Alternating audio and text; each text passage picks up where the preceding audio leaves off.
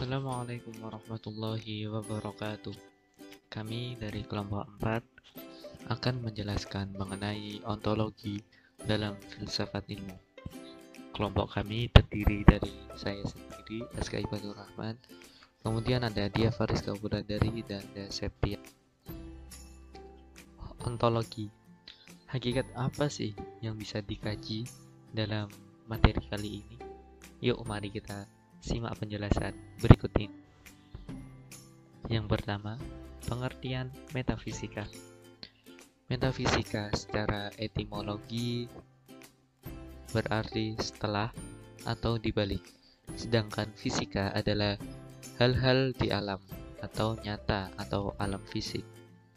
Metafisika adalah cabang filsafat yang membahas tentang hal-hal yang berada di belakang gejala-gejala yang nyata. Istilah metafisika dikemukakan oleh pendapat Andronicus pada tahun 70 sebelum Masehi ketika menghimpun karya-karya Aristoteles. Metafisika dalam sebuah ensiklopedia Britannica filsafat diartikan sebagai berikut. Metafisika adalah studi filosofis yang objeknya untuk menentukan arti, struktur, dan prinsip-prinsip. Walaupun ini mengacu pada suatu yang terlalu halus dan sangat teoritis, dan meskipun mengalami banyak kritik, maka banyak pertanyaan metafisika yang paling mendasar dan paling komprehensif ketika metafisika berkaitan dengan realitas secara keseluruhan. Adab metafisika menurut pemikiran filsafat barat, yang pertama yaitu Plato. Plato cenderung kepada manusia karena manusia terdiri dari tubuh dan jiwa, di mana sifat tubuh adalah material dan sifat jiwa adalah imaterial. Kemudian menurut Aristoteles, kosmologis alam semesta yaitu keteraturan alam semesta ini ditentukan oleh gerak. Gerak merupakan penyebab perubahan di alam semesta. Akhirnya, manusia tiba pada suatu titik yang ultimate, yaitu sumber penyebab semua gerak, yaitu unmoved mover, penggerak yang tidak digerakkan. Kemudian menurut Christian Wolff, metafisika dibagi menjadi dua, yaitu metafisika generalis atau umum, atau yang biasa disebut dengan ontologi, yang dapat diserap oleh indrawi. Yang kedua yaitu metafisika spesialis, kosmologi, psikologi, dan teologi, yakni yang tidak dapat diserap oleh indrawi. Kemudian pemikiran metafisika menurut filsuf Muslim. Yang pertama yaitu Al-Kindi, berpendapat bahwa alam ini adalah ilatnya. Alam ini tidak mempunyai asal, kemudian menjadi ada karena diciptakan Tuhan. Al-Kindi juga menegaskan mengenai hakikat Tuhan. Tuhan adalah wujud yang benar dan bukan asalnya. Tidak ada menjadi ada. Ia selalu mustahil tidak ada. Jadi Tuhan adalah wujud yang sempurna yang tidak didahului oleh wujud yang lain. Yang kedua yaitu Ar-Razi. Persoalan metafisika yang dibahas oleh Ar-Razi seperti halnya yang ada pada filsafat Yunani kuno, yaitu tentang adanya 5 prinsip yang kekal, yaitu Tuhan, jiwa, universal, materi pertama, ruang absolut, dan zaman absolut. Pembahasan selanjutnya yaitu mengenai metafisika. Aliran dalam metafisika umum, ontologi. Sebagaimana yang disampaikan sebelumnya, Christian Wolff mengklasifikasikan metafisika menjadi dua, yaitu metafisika generalis, ontologi, pembahasan teori mengenai sifat dasar dan ragam kenyataan. Yang kedua, metafisika spesialis, yaitu kosmologi, psikologi, dan teologi, membicarakan mengenai proses kenyataan. Metafisika generalis umum atau ontologi yang artinya di sini membahas teori mengenai sifat dasar dan ragam kenyataan. Misalnya, Usaha para filsuf dalam mengungkapkan makna eksistensi dengan pertanyaan apakah hakikat itu ada atau apakah klasifikasi yang ada, dan pertanyaan yang lainnya. Penjelasan selanjutnya yaitu metafisika khusus. Di sini membicarakan tentang teori umum mengenai proses kenyataan.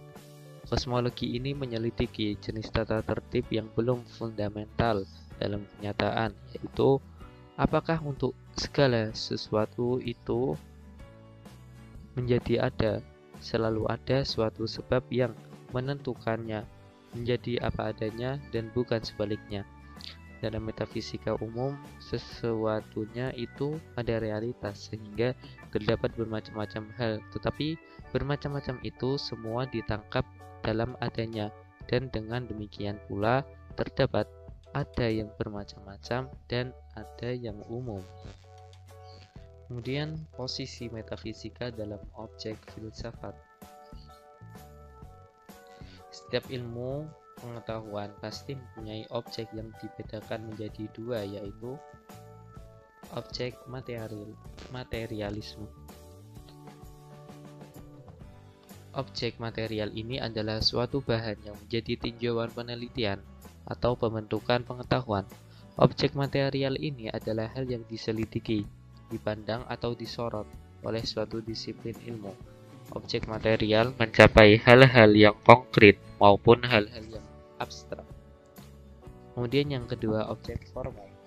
Objek formal yaitu sudut pandang yang ditujukan pada bahan dari penelitian atau pembentukan pengetahuan itu. Objek formal filsafat yaitu pandangan yang menyeluruh secara umum sehingga dapat mencapai hakikat dari objek materialnya.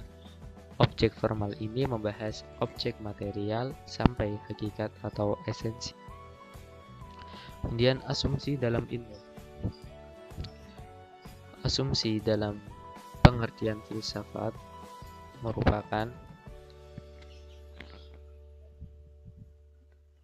anggapan atau aliran dasar tentang realitas suatu objek yang menjadi pusat fondasi bagi pengetahuan di dunia yang diperlukan dalam pengembangan ilmu.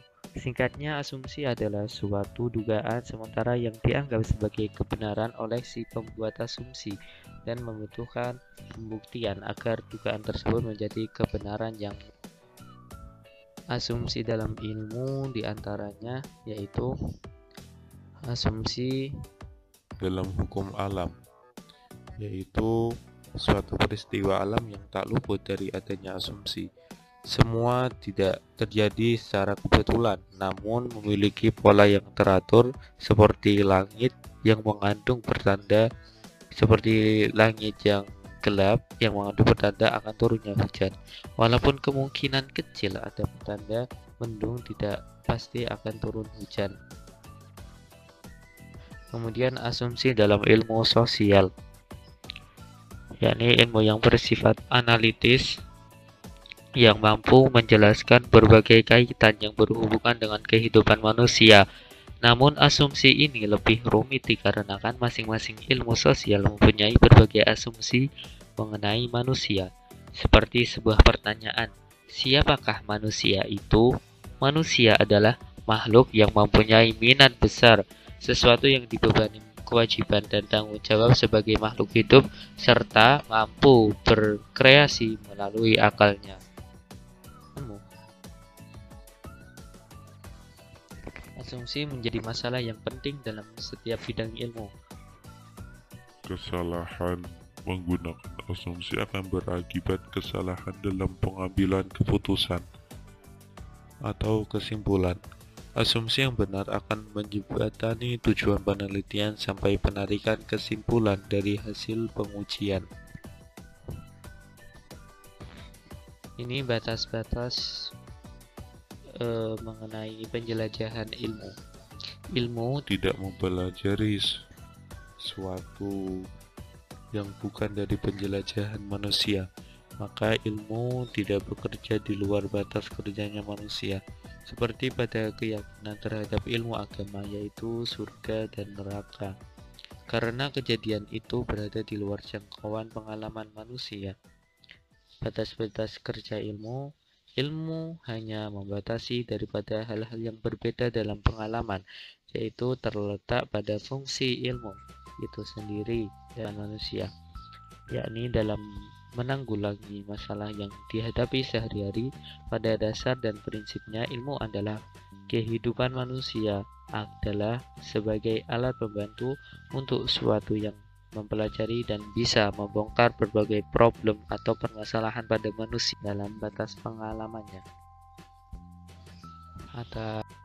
Terima kasih atas perhatiannya. Kurang dan lebihnya kami dari kelompok 4 memohon maaf yang sebesar-besarnya bila ada kesalahan dari tutur kata maupun satu dari yang lain. Kami mohon maaf yang sebesar-besarnya. Wallahul muwaffiq ila aqwamit thoriq. Assalamualaikum warahmatullahi wabarakatuh.